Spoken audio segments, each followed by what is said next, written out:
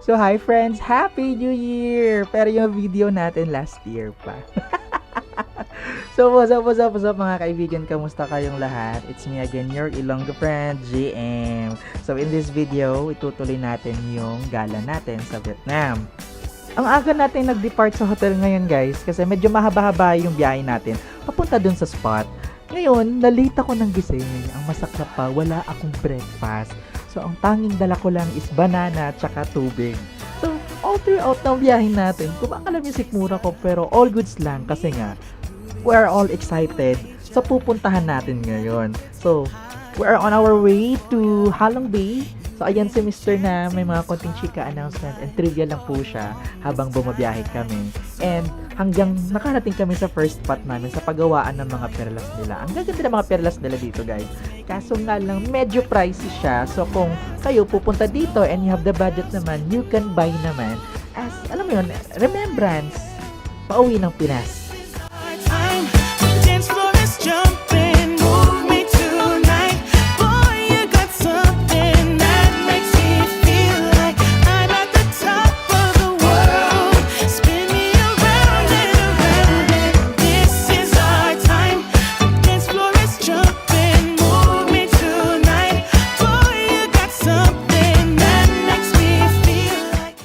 Mayor namin ang mga problema paano ubusin yung pera niya. Sana all. Pero alam nyo ba guys, first time kong ma-experience mag-cruising. Etong kakain sa loob ng barko, ng ship ba nila, ano ba tawag? Basta yan siya. So, tignan natin kung ano yung nasa loob nito. So, ito yung sasakyan namin. Fongay. Fong. Here's my team. Yan, mga mayayaman yan sila guys. Actually, naghahanap ako ng tubig dito kasi yung mga nadala naming tubig, yung mga water bottles na iniwan namin sa bus kasi bawal daw ipasok. So, akala ko may service water pero yun pala, tubig dagat pala yung ibibigay. Charing. But look at the view guys! Ang ganda! Oh, ay. Pero ari, mas namit din siya guys. Gutom na gani. Oh, kita mo? Oh. Gutom bala.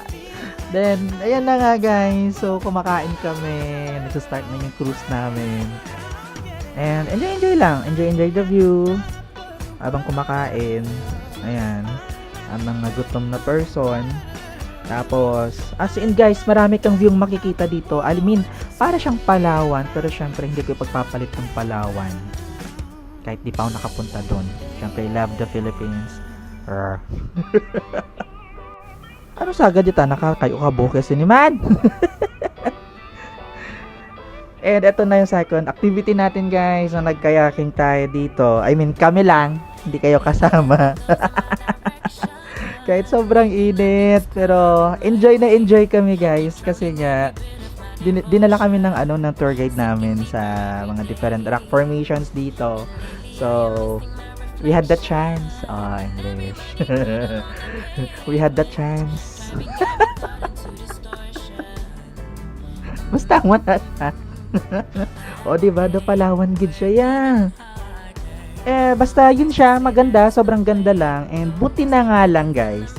May mga part din na lilim katulad niyan. So, at least, kahit papano, hindi kami all the time nasa ilalim ng araw lang. Diba? Oh, kaya ka pa? Cinematic.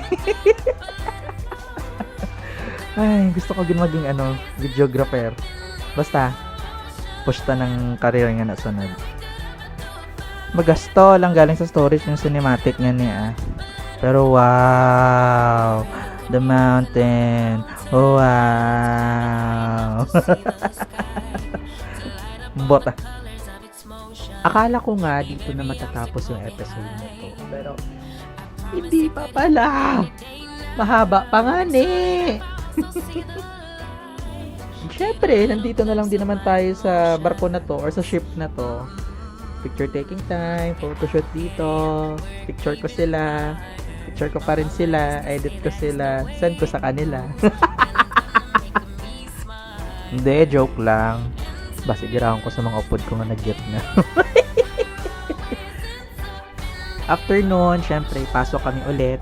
Short briefing lang kung ano mga mangyayari pa sa mga next na spot natin. And eto na nga. So, abi ko, bakasyon. Kala ko bakasyon lang to. Pero bakit napapagod ako? Ba't may hiking? At dahil gumastos tayo, binayaran natin to. Hala, sige. Mag-hiking tayo. Pero guys, 3 lang kami. Iniwan kami ng 2 namin Disney Princess.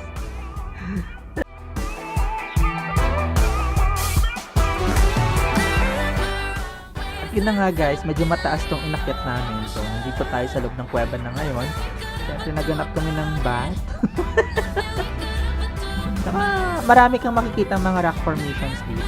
So, yes, maganda siya pero kasi guys, hindi ko medyo trip ng mga ganitong spot eh. Medyo nakakapagod siya, nakakalagkit siya ng katawan, pero all goods lang kasi nga, at least we tried.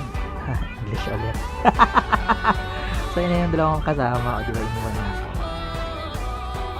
Yan, tuloy-tuloy lang kami sa paglalakad hanggang mahanap namin yung exit. Pero friend, grabe. Nung araw na to, sobrang daming turista. Tsaka, sobrang init talaga. But, it's all good in the hood kasi nga, a new experiences after all. Boom! Ang saya-saya lang sa feeling guys kasi I got the chance to experience yung mga first ko dito sa ibang bansa. So, thank you so much Lord because you have given me the chance to feel and to experience yung mga bagay na to. Salamat, salamat. And anong sagot sa pagod? Pagkain. So, ito yung pinaka-best experience talaga, pagkain after ng mga nakakapagod na mga aktibidades sa buhay. Then, dito na matatapos yung araw natin. So, sa roof deck kami. Kain lang, chilling, while waiting for the sunset. Ika nga nila, ang sunset ay paalaala na kahit matapos ang isang kabanata, may panibagong simula na naghihintay. All good in the hood. Tayo ang apoy sa gitna ng ulan.